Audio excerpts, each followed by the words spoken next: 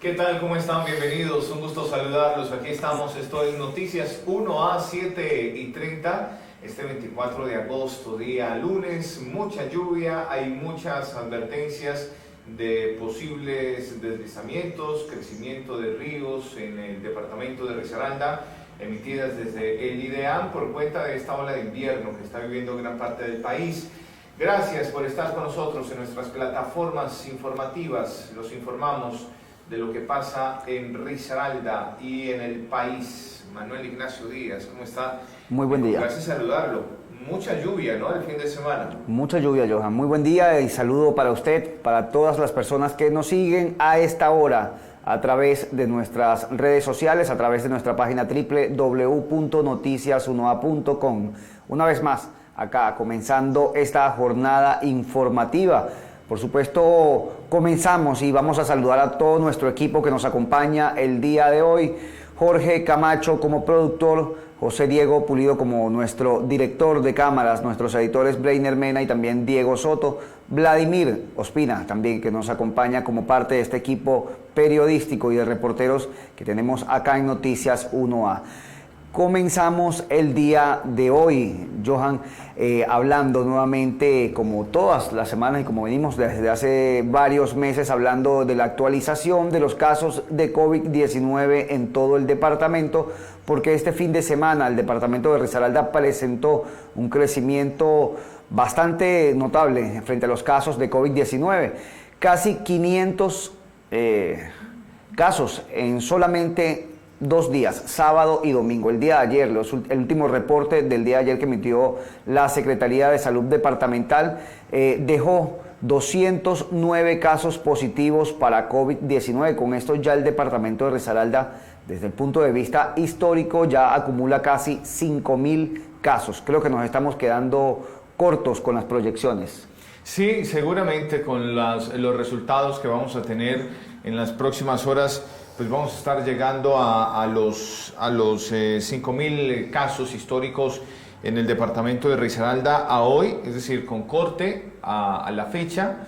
En este momento en Risaralda hay 4.966 casos desde que se tiene registro, desde que llegó la pandemia, desde que tocó la pandemia el departamento de Risaralda son 4.966 casos.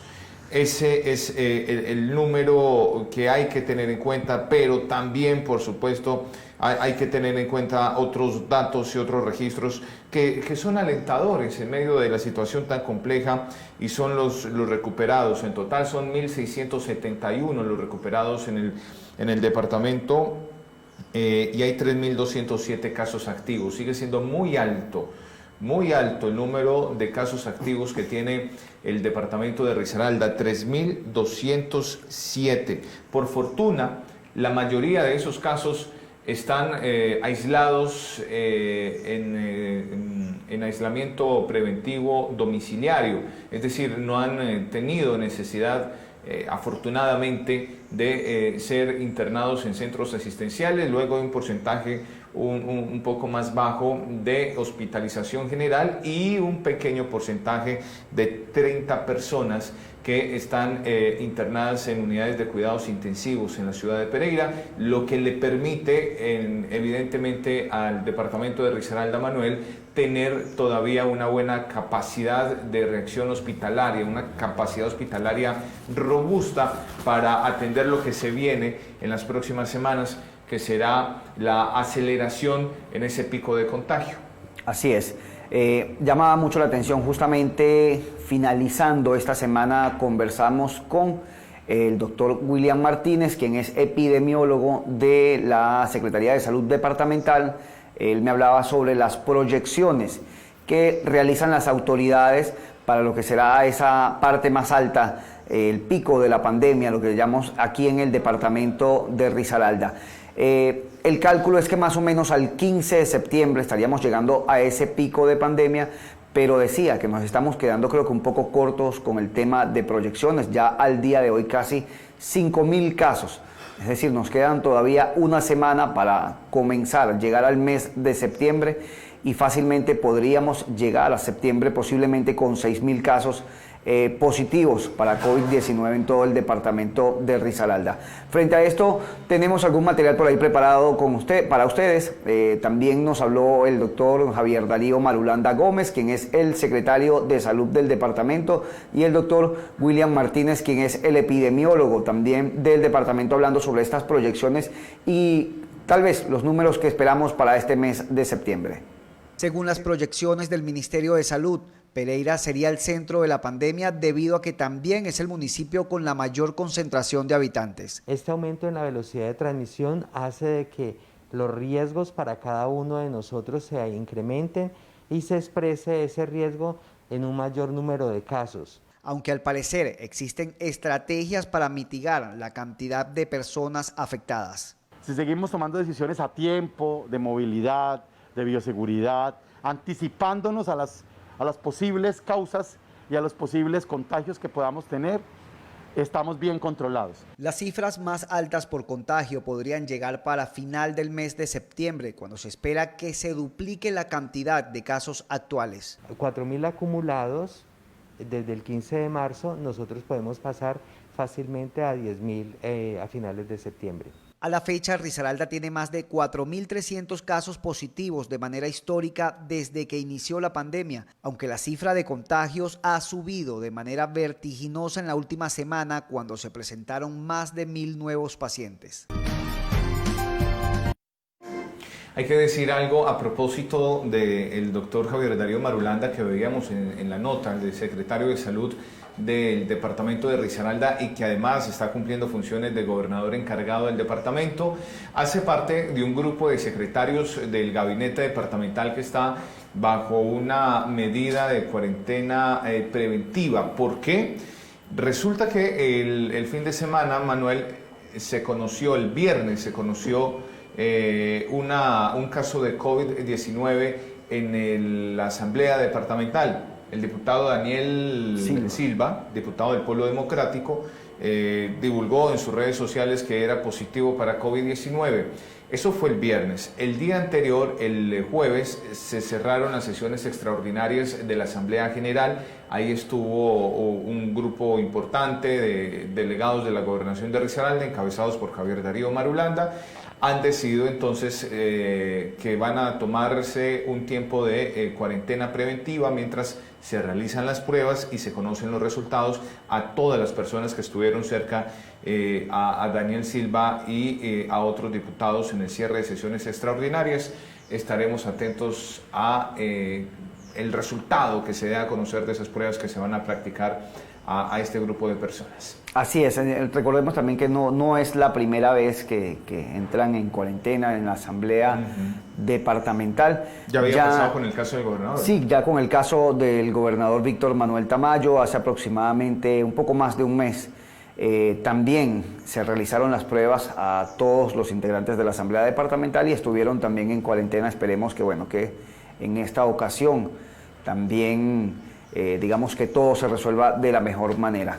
Con esto vamos a pasar a otro tema porque seguimos hablando de COVID-19 y es que justamente la semana pasada el gobierno nacional autorizaba los planes pilotos para que los bares comenzaran a funcionar sin el consumo de bebidas alcohólicas. Esto, por supuesto, trajo, digamos, una serie de opiniones en contra porque, pues, justamente uno de los fundamentos, de las razones de ser de los bares, digamos, muchos de ellos viven justamente de la venta de licor, pero bueno, al menos algunos de ellos ya lo ven como una forma de regresar a la actividad nuevamente después de tanto tiempo.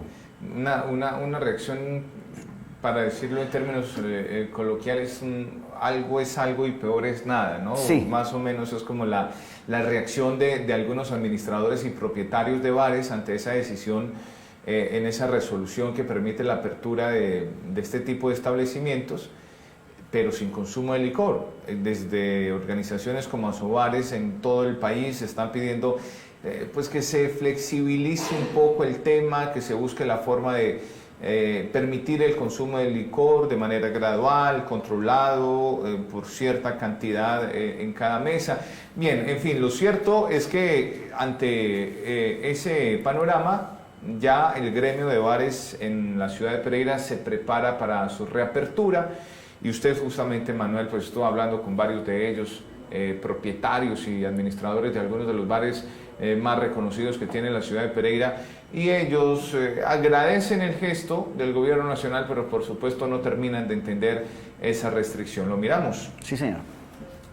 El gobierno nacional aprobó el piloto para que los bares puedan recibir a sus clientes, pero sin la venta de bebidas alcohólicas. Yo tengo que ser claro, abrir un bar sin venta de licor, pues a mi juicio es algo que llega casi a la ridiculez. Creo que hay que dar el segundo paso y confiar y mirar cómo hacemos para controlar el consumo, pero sin duda habilitar el consumo de licor. Reinventarse para hacer que estos negocios sigan siendo atractivos no será tarea fácil. Digamos que en este proceso, que es una palabra que aunque a mí me ha pesado mucho de reinvención, a mí me tocó abrir como restaurante. Lo que hicimos fue fortalecer nuestra cocina y por supuesto nuestra intención es empezar a generar posibilidad de empleo para toda nuestra gente. Lo que sí es cierto es que muchos ya preparan su regreso al espectáculo. Montar espectáculos, así sea sin licor, cobrar la entrada. Este sector ha sido uno de los más golpeados por la pandemia de la COVID-19 desde que el gobierno ordenó la cuarentena en todo el país el pasado 17 de marzo. No habían tenido tiempo desde entonces de regresar a sus actividades. Yo creo que es un tema ya de autocuidado y de cuidado propio. Nuestra industria es la que más siento yo que ha sufrido porque fuimos los primeros en cerrar nuestras puertas y era absolutamente incierto el momento en que vamos a poder regresar.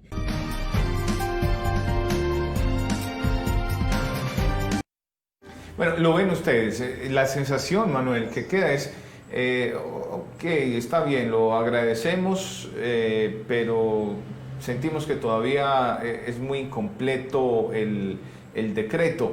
Digo, lo agradecen porque en algún momento, Manuel, se llegó a pensar que esa industria, la de los bares, los establecimientos de diversión nocturna, quizá eran de aquellos que no iban a volver a tener ningún tipo de actividad por meses, hasta que la pandemia realmente fuera ya casi que cosa del pasado. De hecho, fue toda una sorpresa que justamente la semana pasada aprobaran las pruebas pilotos. Y pues bien, como lo decían muchos dueños de los bares, vender licor de manera controlada. Veamos que en todo esto de la pandemia no es fácil. Primero, decirle a las personas, venga a disfrutar de un bar, de un show nocturno, no puede beber para las personas que están acostumbradas, o que una vez que comiencen a beber decirles, no le puedo vender más de un trago. Creo que eso es peor, ¿sabe? Sí. Que la persona ya después de haberse tomado 1, 2, 3 tragos, por poner un ejemplo meramente hipotético, le frenen en seco y le digan ya no le puedo vender más. Sí. Eso es muy complejo. Yo creo que ahí va a depender mucho de la inventiva que tengan, la creatividad que tengan los propietarios de estos lugares, pues para hacerlos más atractivos que los demás. Pero bueno, eso va a depender gran parte del éxito, ¿no? Como lo que hemos venido hablando, parte de la nueva normalidad a la que muchos tenemos y tendrán que acostumbrarse. Esta es una de ellas, justamente el tema de los espectáculos nocturnos, de los bares y discotecas, que bueno, ya veremos cómo se va reinventando este sector para precisamente tratar de seguir complaciendo a todas las personas habitantes de la ciudad. Bien, con esto tenemos más información, vamos a pasar a otro tema, y es que justamente en Santa Rosa de Cabal, nuestro equipo periodístico también estuvo este fin de semana, como siempre, atendiendo denuncias de la sociedad. Nuestro compañero Johan, usted conoce más sobre el tema, me encantaría que usted hiciera la presentación de este trabajo. Mire, el tema es bien interesante. En Santa Rosa de Cabal está uno de los barrios sobre los cuales la Contraloría General de la República puso la lupa en el departamento de Risaralda, por lo que podría representar un detrimento patrimonial. ¿Por qué? Porque se construyeron con dineros públicos algunos proyectos de vivienda de interés social que son inhabitables. Por muchas razones son inhabitables. Y uno de esos proyectos de vivienda está justamente en ese municipio, en Santa Rosa de Cabal, hasta donde hemos llegado con cámaras de Noticias 1A. para conocer por qué son proyectos de vivienda inhabitables y qué dicen las familias que tenían en algún momento el sueño de tener una vivienda propia. De verdad que es una lástima que las ilusiones de toda la comunidad se hayan derrumbado. Esta es la sensación que tienen 65 familias de Santa Rosa de Cabal tras ver cómo después de muchos años el sueño de tener una casa propia prácticamente se vino al suelo. Las ilusiones de la comunidad se fueron derrumbando con unos proyectos que llevan, como dije anteriormente, 18 y 20 años aportando dinero. En este sector del municipio de Las Araucarias, la Contraloría General de la República detectó hallazgos fiscales por 11.106 millones de pesos en la construcción de 3 planes de vivienda de interés prioritario. Uno de ellos es Terrazas de Monserrate, donde la Gobernación de Risaralda y la promotora de vivienda suscribió un contrato con BHS Ingeniería SAS para desarrollar el proyecto habitacional, pero el organismo de control aseguró que la empresa contratada no contaba con la idoneidad para ejecutar dicha contratación. Allá había muchas inconsistencias. La promotora nos hizo reuniones varias veces y nos dijeron que no, que todo se iba bien, que no nos preocupáramos. La Contraloría determinó que el objeto del contrato no se cumplió y que las viviendas que esperaban decenas de personas son inhabitables, ya que carecen de vías de acceso para ciudadanos en condición de discapacidad, no tienen conexión para servicios públicos domiciliarios. Además, el terreno es inestable, representando un alto riesgo para los que anhelaban habitarlas. Nos hicieron unas escalas así, y ellos no habían metido ni siquiera cañería cuando eso. Entonces, ¿por dónde iban a sacar cañería? Entonces yo les dije una vez, bueno, y las personas inválidas, en silla de ruedas y todo eso, para subirlas y bajarlas por estas modos de escalas. Entonces, ¿cómo hacemos? Ante esta serie de irregularidades, los que soñaban con tener una vivienda propia se enfrentaron también a la desidia y la poca voluntad política para sacar adelante este proyecto y velar por la adecuada ejecución de los recursos públicos, en este caso provenientes del Sistema General de Regalías. Con el gobernador, con Sigifredo. Él fue el que retomó lo de los proyectos y dijo, les vamos a hacer las viviendas y van a ser gratis. Entonces la gente estaba muy contenta porque las viviendas iban a ser gratis, pero lástima, de verdad que es una lástima que las ilusiones de toda la comunidad se hayan derrumbado. La Contraloría concluyó que el origen de esta situación fue la forma en cómo se realizó la selección del contratista, al no constatar su experiencia en lo relacionado a la construcción de vivienda de interés social, lo que generó este detrimento al patrimonio público y acabó con los sueños de muchos ciudadanos que anhelaban contar con las llaves de su propia casa.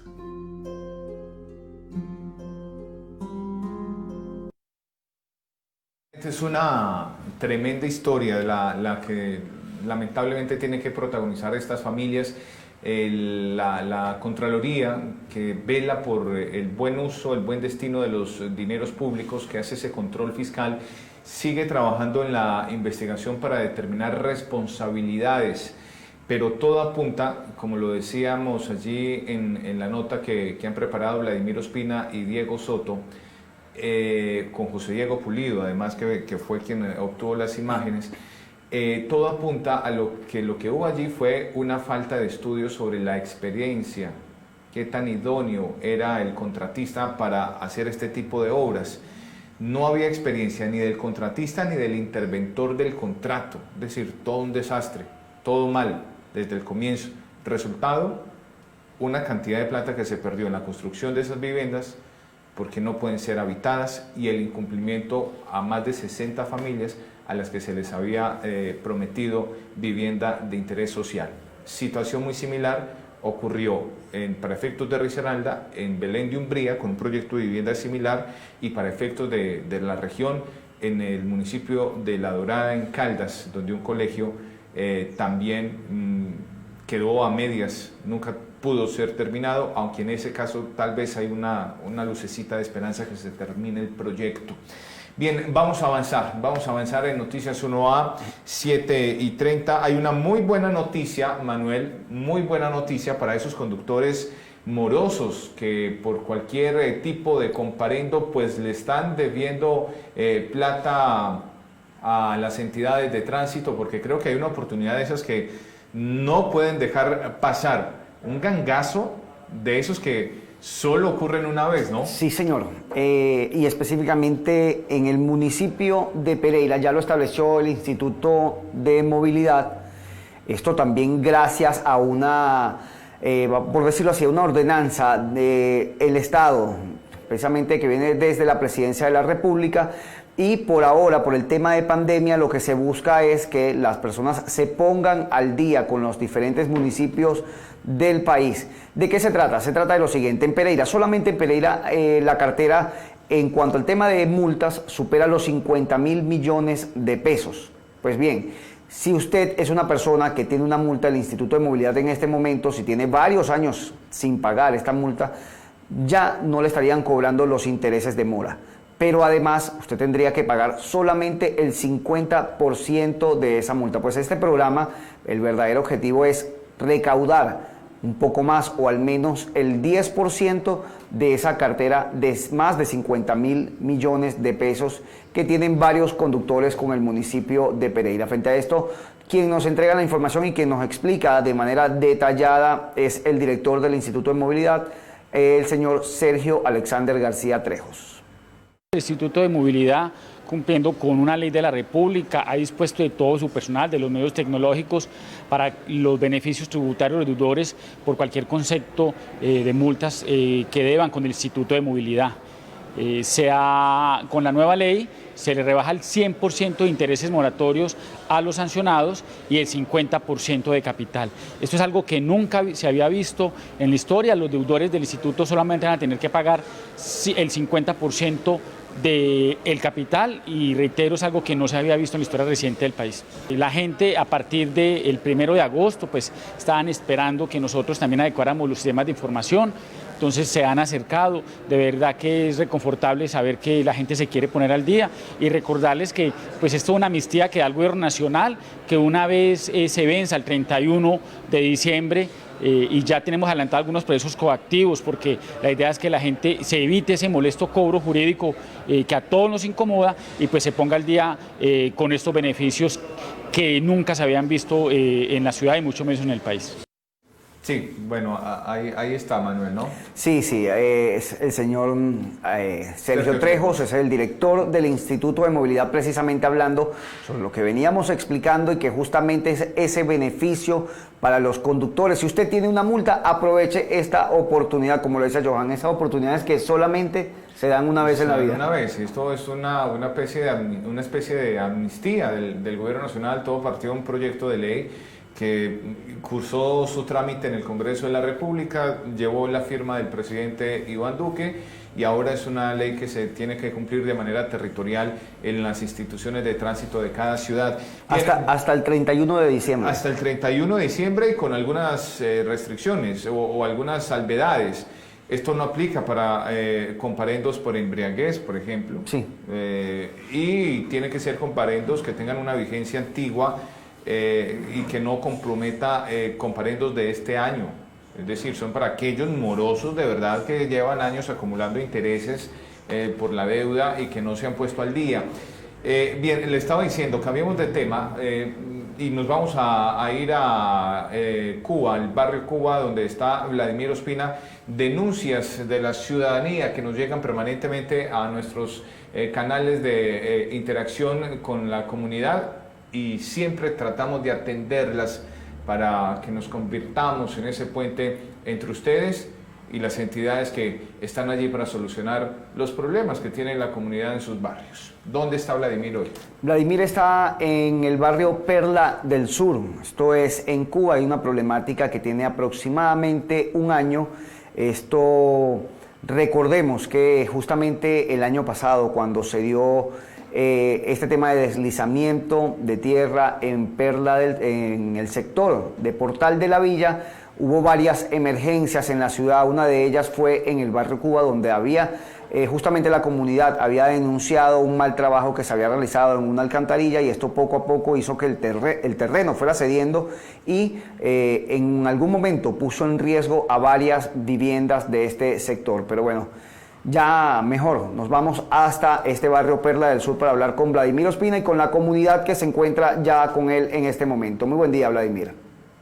Manuel y Johan, muy buenos días. La comunidad del barrio Perla del Sur se comunicó con Noticias 1A para denunciar una problemática específica que afecta a gran parte del barrio, pero que es más latente en la Manzana 9 y tiene que ver con un problema de alcantarillado y un mal menor que podría llegar, según advierte la comunidad, si no hay una intervención oportuna y si las obras no avanzan rápidamente para mitigar el daño. Precisamente nos acompaña ahora una de las habitantes de este sector, doña Sandra Builes, que conoce muy bien la problemática. Doña Sandra, bienvenida. ¿Y cuál es la preocupación que ustedes tienen específicamente aquí frente a la Manzana 9? Muy buenos días. Pues la problemática que hay, esto lo llevamos viviendo hace 20 años. Esta ya es la quinta vez que esto se rompe, pero ahora sí fue con más gravedad porque se llevó todo el terreno. Ya como ustedes pueden ver, ahí han ido trabajando lentamente, pero pues lo han hecho. La cosa es que el tubo que añadieron lo dejaron fue directo a la casa de atrás y empezó a hacer daños a la casa que ven al fondo. Ya unos ingenieros después de la pandemia que volvieron a reactivar las obras, instalaron otras tuberías hacia abajo, pero pues solamente mandan sin un solo trabajador a tapar y muy esporádicamente aumentan los trabajadores y vuelven y se los llevan. Entonces esto es una obra que no va a tener fin nunca. La preocupación que nos expresaron en Noticias 1A los habitantes que nos invitaron a llegar a esta zona es que ahora han aumentado las lluvias y con ello pues la preocupación y el riesgo en la zona. Sí, señor, porque mire nomás ahí puede ver usted que ya la gente está viniendo a tirar escombros porque el carro de la basura pasa y él se va hundiendo. Entonces el terreno está cediendo, por mucho que le tiren tierrita y cositas, él de todas maneras sigue asentando más el terreno y pues la verdad es que nosotros nos vemos afectados en el sentido es que la casa de nosotros queda en toda la esquina, pasando carros pesados por acá, la vibración nos va a afectar a nosotros. Finalmente, entonces, ¿cuál sería la petición que usted como persona doliente de esta zona quiere hacerle a las autoridades antes de que se registre un mal mayor? Pues la petición que yo haría es que yo sé que hay alarmas pues sobre el invierno por toda parte como lo de la villa que están viviendo ahora, pero eso ya está desocupado. Pues me supongo es que se programen como el personal y puedan darle finalidad a una obra como debe ser y no dejar todo a medias, porque una persona sola, qué pecado, como lo ven al trabajador del fondo, no va a terminar una obra, o sea, esto es una obra sin concluir todavía. Bueno, pues a doña Sandra le agradecemos. La preocupación que ella tiene es que efectivamente sí hay personas trabajando, sin embargo ellos piden que sea un mayor grupo de operarios los que se encuentren en esta zona y que se mitigue pronto el riesgo, que además ellos advierten por esta zona donde ya hay escombros, pues se van hundiendo y eso es porque aquí, además de que faltan estas obras, siguen pasando vehículos pesados. Esa es la información que se genera desde este sector de Pereira. Así es, bueno, señor Johan, 8 y 7 de la mañana ya de este día lunes. Ya con esto es hora de despedirnos, por supuesto, invitar a todas las personas, todos nuestros seguidores que nos siguen siempre a través de nuestras redes sociales, a través de nuestra página web, a que estén pendientes de nuestra jornada informativa del día de hoy. Esto fue Noticias 1A 7:30 AM. Hasta luego. Muchas gracias por estar con nosotros.